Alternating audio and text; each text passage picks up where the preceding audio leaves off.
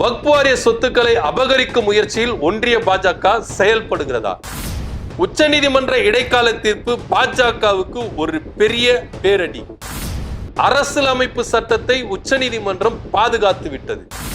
ஃப்ரண்ட்வுட்ஸ் நேயர்களுக்கு வணக்கம்.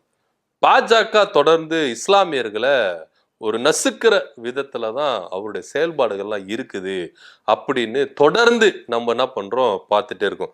ஆர்டிகல் 370 நீக்கினது, குடியுரிமை திருத்த சட்டம் கொண்டு வந்தது, சிஏ சட்டத்தை இது பண்ணது, அது நிறைய விஷயங்கள் வந்து என்ன பண்ணாங்க, இது பண்ணாங்க. வக்ஃப் வாரிய திருத்த சட்டம் மசோதா, இந்த விஷயங்கள்லாம் கொண்டு வரும்பொழுது பாஜக சிறுபான்மையினரை நசுக்கிறாங்க, அவங்களுடைய வளர்ச்சியை இவங்க தடுக்கிறாங்க, சிறுபான்மையினரை இங்க இருக்க வைக்க கூடாது அப்படின்ற ஒரு முனைப்புல தான் பாஜக செயல்படுறாங்க அப்படின்ற கருத்தெல்லாம் பலவிதமான கருத்துக்கள் பாஜக மேல விமர்சனங்கள் இங்க முன்வைக்கப்பட்டுதான் இருக்கு. இது எல்லாத்துக்கும் உச்சநீதிமன்றம் ஒரு தீர்ப்பு ஒன்று கொடுத்திருக்கிறாங்க. மத்திய அரசு மேல உச்சநீதிமன்றம் ஒரு சரியான கொட்டு வச்சிருக்கிறாங்க. என்ன விஷயம் அப்படின்னா, கடந்த ஏப்ரல் மாதம் பாஜக அரசு ஒரு சட்டத்தை வந்து கொண்டு வந்தாங்க. இந்த சட்டம் இஸ்லாமியர்களுக்கு மாத்திரமல்ல, இஸ்லாமியர்கள் சொத்துக்களுக்கும் இங்க பாதிப்பு வரும் அப்படின்னு தான் சொல்லப்பட்டது. ஏன்னா திடீர்னு நம்ம உத்தரப்பிரதேசத்துல இருக்கிற ராமர் கோயில், பாபர் மசூதி இடித்துட்டு அங்க ராமர் கோயிலை கட்டினாங்க. அந்த தீர்ப்பு பல வருஷங்கள் வந்து என்ன பண்ணுச்சு, நிலுவையில இருந்தது. திடீர்னு பாஜக அரசு வந்தோடனே இந்த தீர்ப்பு என்ன பண்ணாங்க, முற்றிலுமா மாற்றினாங்க. இங்க ராமர் கோயில் தான் இருந்தது, பாபர் மசூதியை இடிக்கணும் அப்படின்னு ஒரு தீர்ப்பு ஒன்று கொடுத்து ராமர் கோயிலை கட்டிட்டாங்க.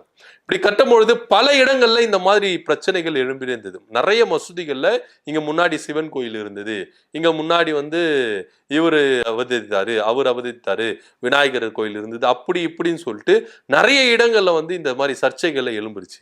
இந்த சர்ச்சை தமிழ்நாட்டிலையும் எதிரொலிச்சது.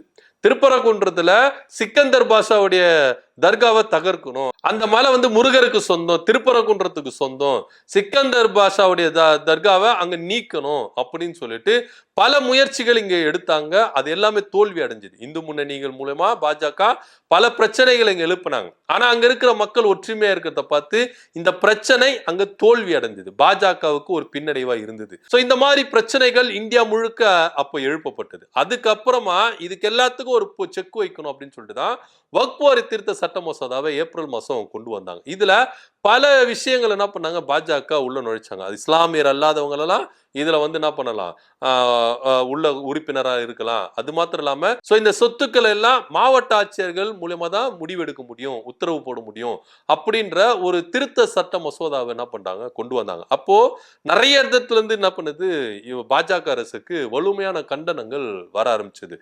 பாஜக அரசு கூட இருக்கிற ஒரு சில கட்சிகள் கூட இந்த சட்டத்தை வந்து அவங்க வந்து அனுமதிக்கல, அவங்க வந்து எதிராக இருந்தாங்க அப்படின்ற பேச்சுகள் வந்து எதிர்கட்சிகள் கிட்டத்தட்ட வந்து பார்த்தீங்கன்னா பெரிய போராட்டங்கள்லாம் பண்ணாங்க, நாடாளுமன்றத்தையும் முடக்கினாங்க. இங்க இருக்கிற தமிழ்நாடு அரசு இன்னும் நிறைய பேர் என்ன பண்ணாங்கன்னா கேஸுகள்லாம் போட்டாங்க. கிட்டத்தட்ட உச்சநீதிமன்றத்துல 70 கேஸுகள், தனிநபர் கேஸுகள், அரசாங்கம் சார்ந்த கேஸுகள், அமைப்புகள் சார்ந்த கேஸுகள், மொத்தம் 70 கேஸ் வந்து பாத்தீங்கன்னா இந்த வக்ஃப் வாரிய திருத்த சட்ட மசோதாவுக்கு எதிராகவே உச்சநீதிமன்றத்துல இருந்தது. சோ இப்படியா இருக்கும் பொழுது இந்த கேஸ் வந்து ரொம்ப நேரமா என்ன பண்ணாங்க, விசாரணைகள் வந்து என்ன பண்ணாங்க, போயிட்டே இருந்தது. இரண்டு தரப்பினரும் என்ன பண்ணாங்க, வாதங்களை முன்வைத்தாங்க. அதாவது பாதிக்கப்பட்ட வக்ஃப் வாரிய திருத்த சட்ட மசோதாவுக்கு எதிராக முறையிட்டவங்களும் அந்த தங்களுடைய வாதங்களை முன்வைத்தாங்க. ஒன்றிய அரசு மூலியமா என்ன பண்ணாங்க, வாதத்தை முன்வைத்துட்டே இருந்தாங்க. அதுக்கப்புறம் தலைமை நீதிபதி சஞ்சீவ் கண்ணா அவரு தலைமையில இருக்கும்போது தான் இந்த கேஸ் கொண்டு வந்தாங்க. அதுக்கப்புறம் இது போயிட்டே இருக்கும்போது PR கவாய் அவர் வந்து பாத்தீங்கன்னா தலைமை நீதிபதியா வரும்போது அவரு தலைமையில ஒரு புதிய அமர்வு ஏற்படுத்தி இந்த விசாரணைகள் மேற்கொண்டு வரும்போது இப்போ அதிரடியான தீர்ப்பு ஒண்ணு கொடுத்திருக்கிறாங்க உச்சநீதிமன்றம். இது பாஜகவுக்கு, ஒன்றிய அரசுக்கு ஒரு பெரிய இடி அப்படின்னு சொல்லலாம். என்னன்னா சில நிபந்தனைகளை அவங்க இடைக்கால தடை வந்து என்ன பண்றாங்க, கொடுத்திருக்காங்க. இது முற்றிலுமா விலக்கு இல்லை.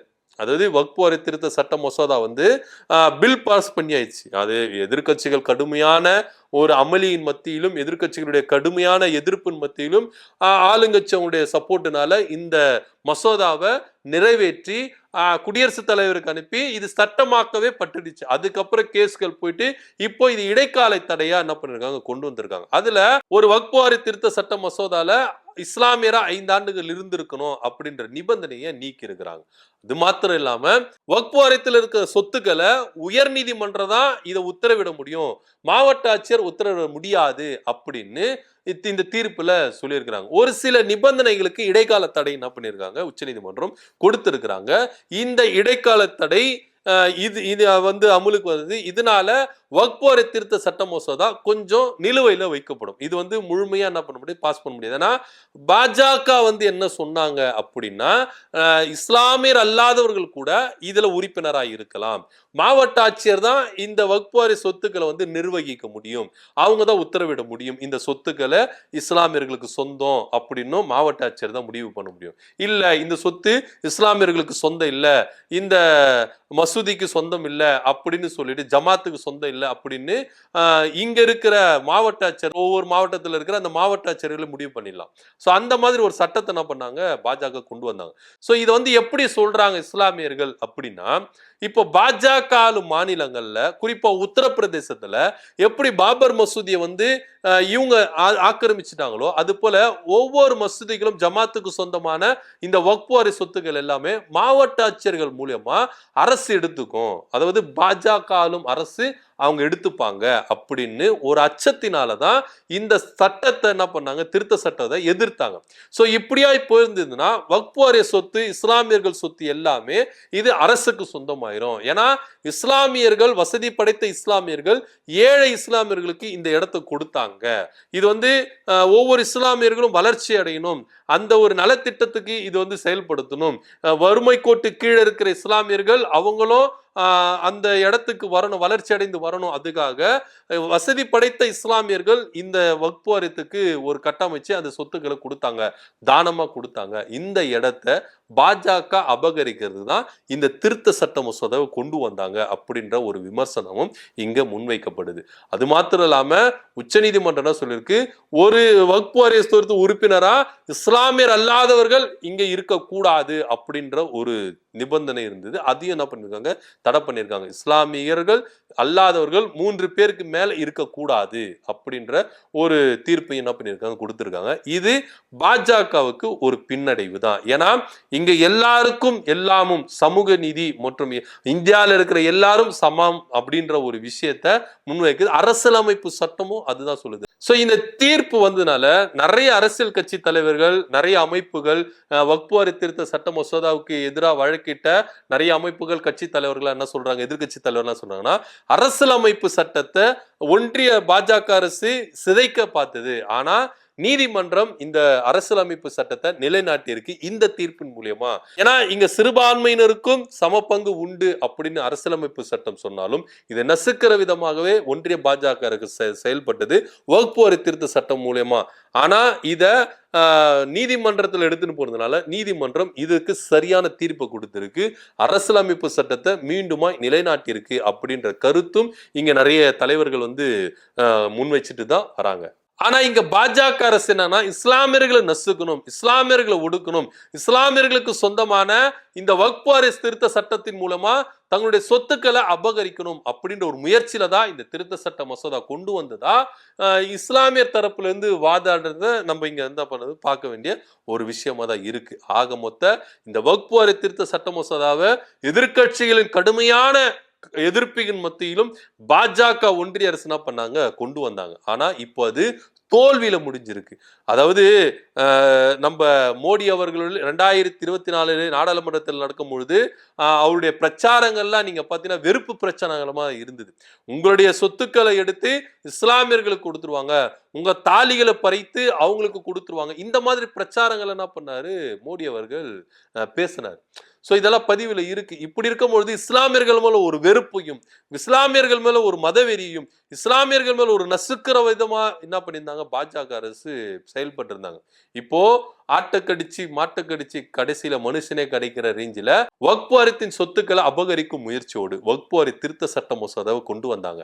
இது நீதிமன்றத்துக்கு போனதுனால சட்டத்திட்டத்துக்கு உட்பட்டு நீதிபதிகள் இந்த இடைக்கால தீர்ப்பு என்ன பண்ணிருக்காங்க, கொடுத்திருக்காங்க. இது மக்கள் மத்தியில ரொம்ப வரவேற்பை பெற்றிருக்கு. இதுக்கு யாரெல்லாம் கடுமையா உழைச்சாங்களோ அவங்களுக்கெல்லாம் ஒரு பெரிய நிம்மதி, ஒரு பெரிய சின்ன வெற்றி அப்படின்னு கூட சொல்லலாம். இது முழுமையா வக்ஃப் திருத்த சட்ட மசோதாவை நீக்கி இருக்காங்கன்னா இல்லவே இல்லை. இடைக்கால தடை மட்டும் தான் கொடுத்தாங்க, ஒரு சின்ன நிவாரணம், அவ்வளவுதான்.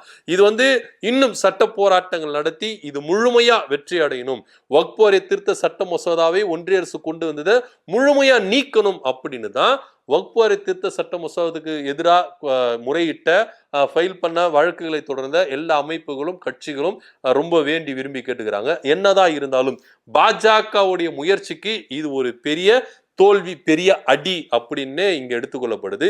இதன் மூலமா நிறைய இஸ்லாமியர்கள் அமைப்புகள், வக்ஃப் திருத்த சட்ட மசோதாவுக்கு எதிராக வழக்கு தொடர்ந்த எல்லா அமைப்புகள் கட்சிகள் எல்லாமே என்ன பண்றாங்க, இந்த தீர்ப்பை வரவேற்றிருக்கிறாங்க. இது பாஜகவுக்கு ஒரு படி தோல்விதான் அப்படின்னு இங்க எடுத்துக்கொள்ளப்படணும். வக்ஃப் திருத்த சட்ட மசோதாவில் உச்சநீதிமன்றம் கொண்டு வந்த இந்த இடைக்கால தீர்ப்பு வரவேற்கத்தக்கது அப்படின்னு நீங்க நினைக்கிறீங்கன்னா கீழே கமெண்ட் பண்ணுங்க. நன்றி, வணக்கம்.